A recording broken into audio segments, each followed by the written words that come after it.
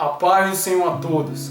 Bem, meus amados, nesse nosso primeiro vídeo do ano, nós daremos continuidade ao estudo da graça. Se ela seria irresistível, ou de forma imposta, ou se ela seria resistível, no caso, recebida livremente.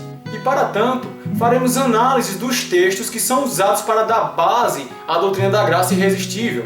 Hoje, nós iremos ler o Evangelho de João, no capítulo 6, versículo 44, que diz o seguinte: Ninguém pode vir a mim se o Pai que me enviou não o trouxer, e eu o ressuscitarei no último dia. Primeiramente, trataremos da questão linguística do texto.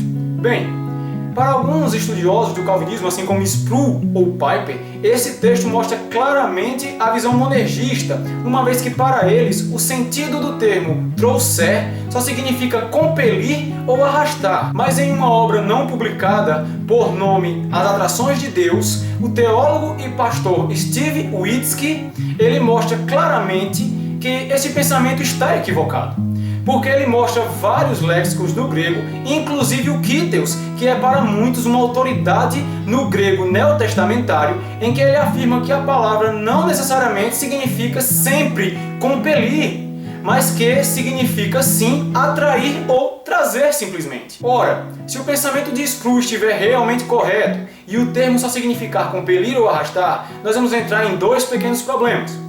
Porque Jesus, lá em João, no capítulo 12, versículo 32, nos diz: Quando for levantado da terra, atrairei todos a mim.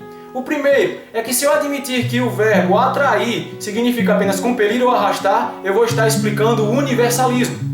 Como o universalismo não se encaixa, eu vou entrar no segundo problema, porque eu vou ter que admitir que todos que serão atraídos por Cristo não serão todos, mas todos os eleitos. E isto não é, de forma alguma, um pensamento exegético sadio. Uma vez que vimos o contexto linguístico, mesmo que rapidamente, passemos então para o contexto do texto lido. Bem, Cristo estava em um debate com os judeus que diziam ter um conhecimento de Deus e uma posição íntima com Deus. Com isso, eles queriam desmerecer completamente a Jesus Cristo, porque quando eles alegavam que tinham um conhecimento íntimo com o Pai, eles queriam simplesmente separar, mesmo que implicitamente, Jesus de Deus, afirmando a Deus ao mesmo tempo que rejeitavam a Cristo. E agindo dessa forma, eles podiam supostamente alegar: nós conhecemos a Deus intimamente, mas você nos é totalmente estranho.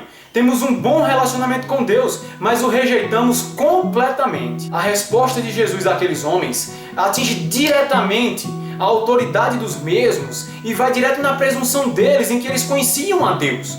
Porque no capítulo 5, versículo 37 e 38 de João, ele diz: Vocês nunca ouviram a sua voz, nunca viram a sua forma, e a sua palavra não habita em vocês. Longe de conhecerem a Deus, aqueles homens rejeitaram não só o testemunho de João Batista, mas também a Moisés, porque Jesus, em João 5,46, diz: Se vocês crescem em Moisés, iriam crer em mim, porque ele escreveu a meu respeito. Com essas afirmações de Jesus, nós podemos ver o princípio-chave.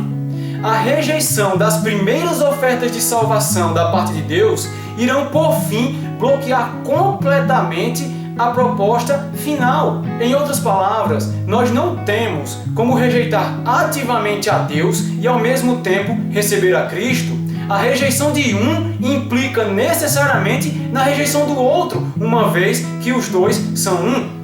O caso aqui não é de predestinação, mas sim de cristologia e a unidade do Pai com o Filho. Logo, a inabilidade dos oponentes judeus de vir a Cristo não estava em um plano oculto de Deus, nem em uma graça que não lhes foi concedida irresistivelmente, mas sim em seu histórico de rejeitar constantemente a palavra de Deus. Se aqueles homens estivessem dispostos a abandonar suas pretensões e entregar suas vidas ao ensino do Pai, eles aprenderiam de Deus e seriam levados até Cristo, porque Cristo, no mesmo capítulo 6, versículo 45, diz que todo aquele que ouve o Pai e aprende dele, este vem a mim. Que nós possamos hoje crescer na graça e no conhecimento de Deus, com imparcialidade, e que a palavra de Deus seja a última regra de fé e de prática.